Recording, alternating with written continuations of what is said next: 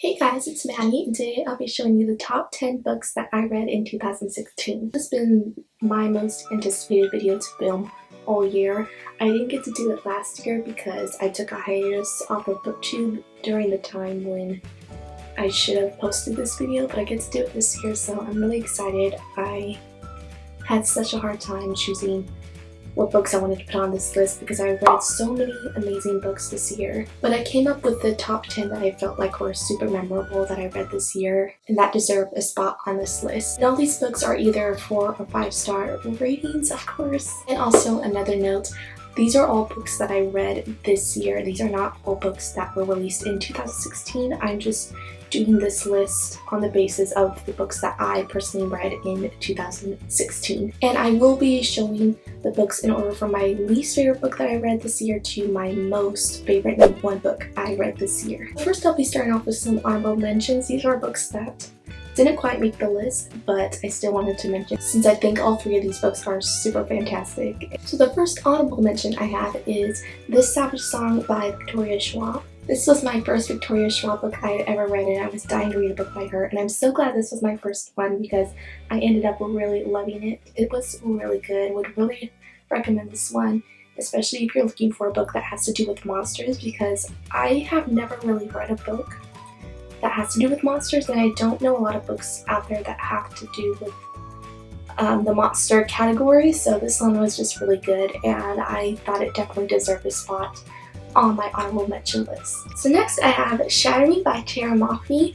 This is a book I got to, I believe, last week, and I've been wanting to get to this book forever because it's been hyped up on BookTube for so long. I believe it was released a few years ago, but it's still really popular. Everyone's always talking about it, and I finally got to it because I've been wanting to get to it for a long time, and it did not disappoint. This is one dystopian book that I really enjoyed. This one was a dystopian book, but it was also a really big romance book, so I really enjoyed that, and if you like dystopian, definitely give this one a try if you have not read it yet. And the next book I have, I would put on my official top 10 books I read in 2016 list, but I didn't because this one is a reread, but I put this one on this list because I had originally planned for this book to be my number one book that I read in 2015, and as I said, I didn't get to film my books I read for 2015 because I wasn't on BookTube then because I had to take a hiatus, so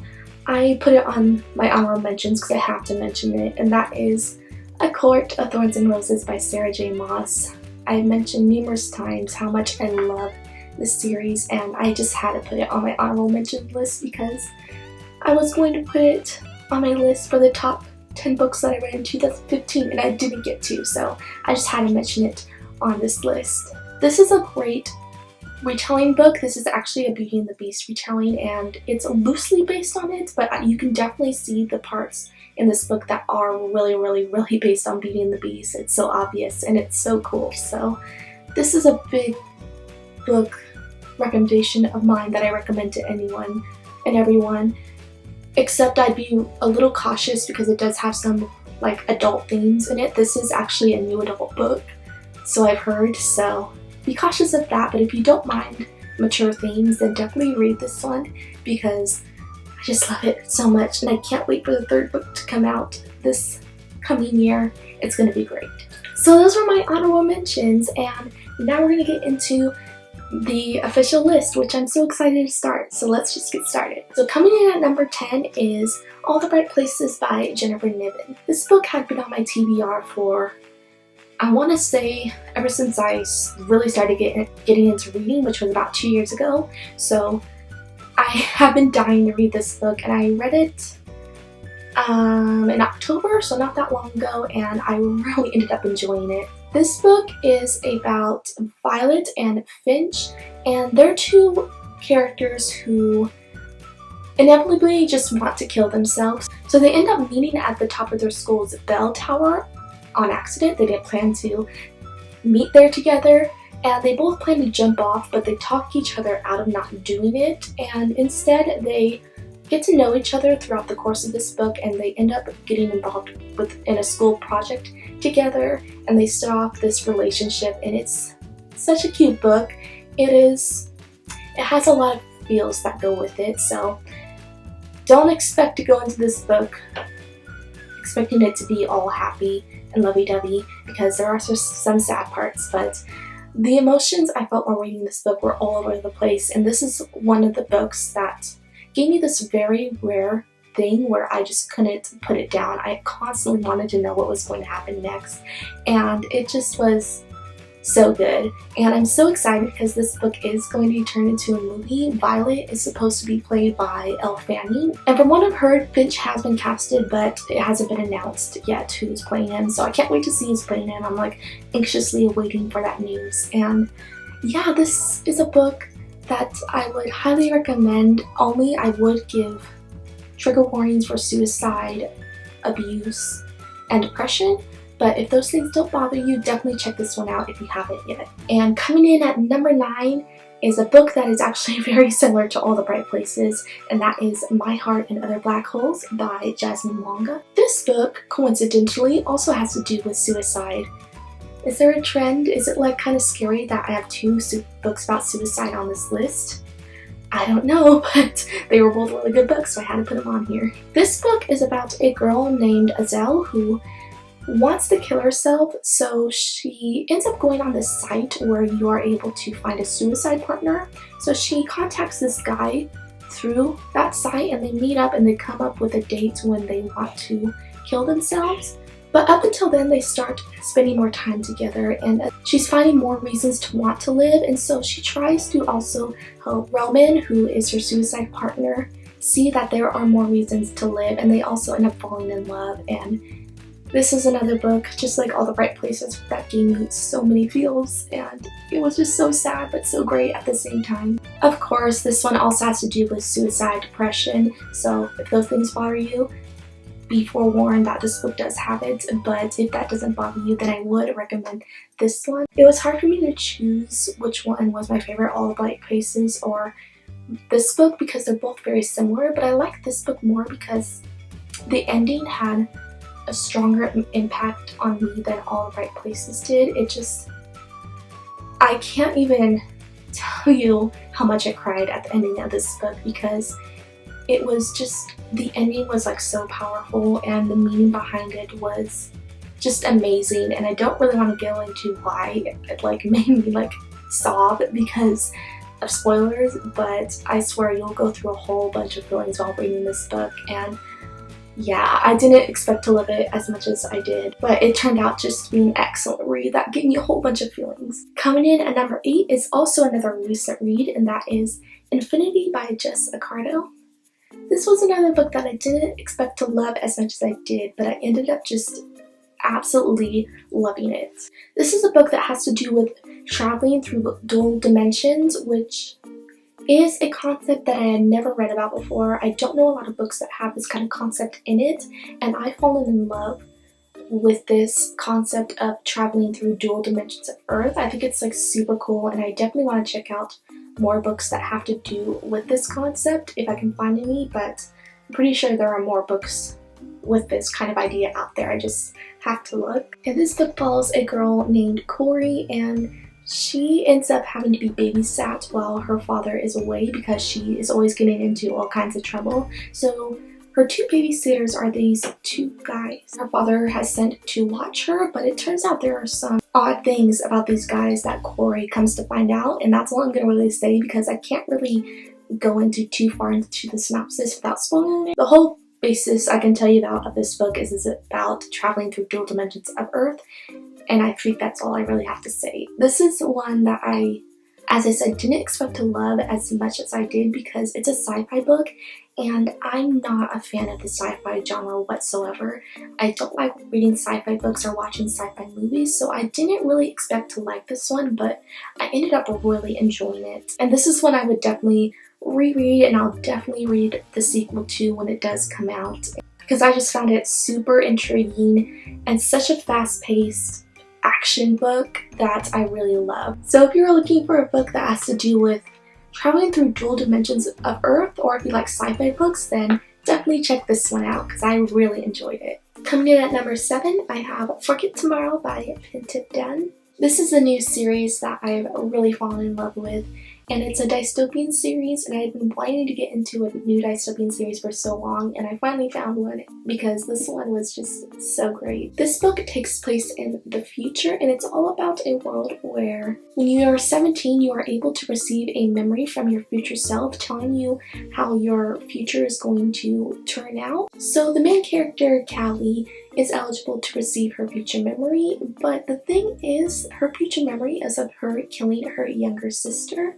So she is pronounced as a criminal before she even commits this crime and put into jail. And throughout this book, she's trying to figure out why she would kill her sister, and she's also trying to deal with living in this world where nothing is really as it seems. This is a great futuristic dystopian book that has to do with some aspects of time travel and seeing yourself in the future. It's super cool. The concept of it is so awesome. I really like the writing in this book especially. The writing in this book is really something that really stood out to me, aside from the fact that the concept is so cool, but I also really like the writing, and it's a super underrated series that I feel like everyone should read, especially if you're a fan of dystopian books. This is such a good one that I would highly recommend, and I'm so glad I read it this year. My number 6 book on this list is My Lady Jane by Cynthia Hand, Brody Ashton, and Jodi Meadows. This book is super sentimental because this is the first historical fiction book that I ever read, and I ended up loving it. This book is based off Lady Jane, who is a queen who reigned for 9 days. I don't know the original story pertaining to her, but that's what it is based off of. But this book is loosely based off of that. There's also a lot of humorous things added to it. But the basic synopsis for this book is about Lady Jane becoming queen after her cousin Edward is not eligible to be king anymore, and her having to go through that. And also she finds out that being queen comes with a dangerous cost, and she is also put into an arranged marriage that she didn't plan to get into and that she is not a fan of. And this book was surprisingly so funny. I didn't expect it to have such big amounts of humor in it, but I found myself laughing through most of this book. And there were so many scenes in this book that were so ridiculous. And the romance in this book was super cheesy, but at the same time adorable, and it was all just so hilarious. And this book just made me so happy just because it was so funny and there were so many cute moments in it. There was a lot of action in it too, like serious stuff, but in the most part this book was just funny and fluffy, and I definitely can't wait to read it again someday, especially when I'm in the mood to read a historical fiction book, because this one was just great. And if you are into historical fiction, then definitely check this one out, and also check it out if you are looking for a book that will make you laugh and smile, because this is just the perfect book to make you feel that way, because I literally could not stop smiling throughout this whole book. Coming in at number 5 is The Unexpected Everything by Morgan Matson. I've been hearing about Morgan Matson for so long, and I never picked up a book from her, so this was the first book I picked up for her, and I've definitely fallen in love with her writing and her stories. This book is about Andy, and she had her whole summer planned out, but because her father gets involved in a scandal since he's a politician, her application to a pre-med school gets revoked because of this scandal. So all her plans for her summer end up going down the drain, and she usually is a planner, so she plans out her summers, but because her plans to go to school didn't happen, she has nothing to do, but she ends up finding a job as a dog walker, and she also spends a lot of time with her friends over the summer, and she finds a new guy who she falls in love with. And in all, this book was just so adorable. I fell in love with it so hard, and it's made me definitely want to read more books by Morgan Matson, which I haven't gotten to any of her books yet, but I definitely want to get to some of her books in 2017 because I just loved this one so much. I thought it was such a cute contemporary book, and this is another one where I just can't wait to read it again. I'm thinking about picking it up again in summer 2017 since this is a really perfect summer book, because it was just great and I can't wait to relive it again for a second time. And this is another book that made me super happy, so if you're looking for a good fluffy contemporary book that'll make you happy, this is a good one that you should definitely check out if you haven't yet. Coming in at number 4, I have another contemporary book, of course, which is P.S. I Like You by Kasie West. This was another author that I was introduced to this year who I'd been hearing a lot about, and I really wanted to check out her books since she is a contemporary writer. So I had a feeling I was going to really like her books, and I ended up really loving this one. This book is about a girl named Lily, and she is a songwriter. So she gets bored in chemistry class one day and starts writing song lyrics on her desk. And then when she goes back to chemistry class the next day, she looks at her desk and she sees that someone has finished the rest of the lyrics on her desk and has also left a letter for her. So she starts constantly writing to this secret pen pal of hers every time she goes to chemistry class, and they start a relationship through letters. And throughout her exchange of letters with this person, she has no idea who this person is, so she's trying to figure out who her secret pen pal is. Though I did find this book kind of predictable, I figured out who the person she was writing to was right away. I still loved it. I thought it was so cute. The romance was adorable. I don't want to go too much into it because I'm sure if I talk about it too much I'll give away spoilers, but it was so great and so cute, and the romance is one of my most favorite romance tropes ever. And this is probably my favorite contemporary book I read this year because it was just one of the cutest books I've ever read, and I definitely want to read more of Kasie West's books in 2017. I'm honestly going to try to read all of them because I'm like craving more books from her because I love this book so much. So I can't wait to read more of her books. Okay, now we're getting into my top 3 books I read this year, so super excited to show them. So let's go into number 3. And coming in at number 3 is Choker by Elizabeth Woods. This book is the book that most surprised me this year because it had been on my TBR for a while, but I hadn't really been inclined to pick it up at all until I picked this book out from my TBR jar, so that meant I had to read it. So I'm like, okay, I'll give it a try. I loved this book to death. I loved it so much. I just knew it was going to be in my top 5 books I read in 2016, and it ended up making the 3rd place for my favorite books I've read this year because it was just fantastic, and I can't believe I hadn't read it earlier because it was just so great. I'm not going to go much into the synopsis for this book because the synopsis has a lot of spoilers in it. I feel like this is a book you need to go into without really knowing anything about it. All I'll really tell you is it is about a girl and her best friend who has been away for 7 years, comes back into town, shows up in her room, and that's really all I'm going to say because this is just a book that you need to go into not really knowing anything about it, because I believe if you go into this book knowing nothing about it, you'll enjoy it a lot more. This book is a contemporary but also kind of a thriller-esque book, which is such a unique combination. It has the most insane plot twist, which is the reason I loved it so much because I didn't see it coming.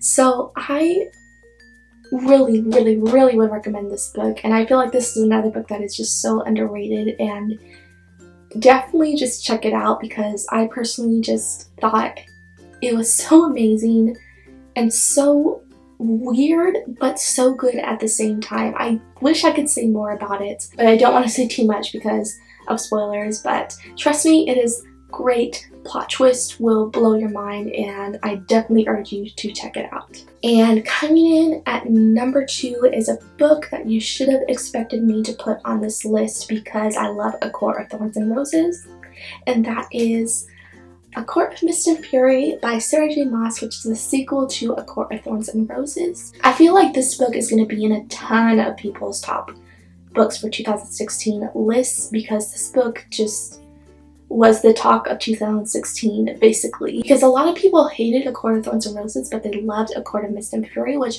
I'm really happy about because when I found out so many people didn't like Court of Thorns and Roses, I was just like, oh, why, because it's one of my favorite books, but I'm so happy a lot of people who didn't like A Court of Thorns and Roses loved A Court of Mist and Fury, even though I personally am the opposite. I like A Court of Thorns and Roses more, which is such an unpopular opinion, but I still loved this book. I have fallen in love with Rhysand because of this book, which I didn't expect to do because I didn't like him in the first book, but in this book he's just like everything, like my new fictional boyfriend for sure. And though parts of this book were kind of confusing, and I think because of that I do need to reread it again, I still loved it. And I loved the new characters that were introduced, and I'm just super excited for the third book that is coming out in May, and I can't wait for it. And I, of course, just had to put this book as my runner-up for my favorite book that I read in 2016 because it was just amazing, and I just love this series so much, you guys. Like, I can't stop fangirling about it. Now we've come to the big finale. My favorite book that I read in 2016. If you have watched my recent videos, you should have known this was coming because I kept mentioning numerous times that this book is going to be my #1 favorite book I read in 2016. And I can't wait to show it. So without further ado, my favorite book that I read in 2016 is Red Queen by Victoria Aveyard. I have been raving and raving and raving and raving about this book all year because I loved it so much. I can't believe I picked it up in 2016 when I should have done it last year when it came out because it was just like so good. And I've definitely fallen in love with this series. I can't wait to read all the other books that are going to come out. The third book is coming out this year, or in 2 months actually, from the time I'm filming this, and I'm just so excited for it. I need it like in my hands right now. And in case you don't know what this book is about, this is a fantasy book about a world where society is divided up between the color of your blood. So there are the red bloods, which is just people who have normal red blood, and then the other half is the silver bloods, and they have silver blood. And the silver bloods are all just kind of the royalty, and they're the upper class people because their blood is silver. And if you have silver blood, it kind of means that you're in the upper class. So the red bloods are basically just the average people who are not the royalties, who are not the famous. They're just average people. And the silver bloods also have superpowers or supernatural powers, and the red bloods don't have any powers at all.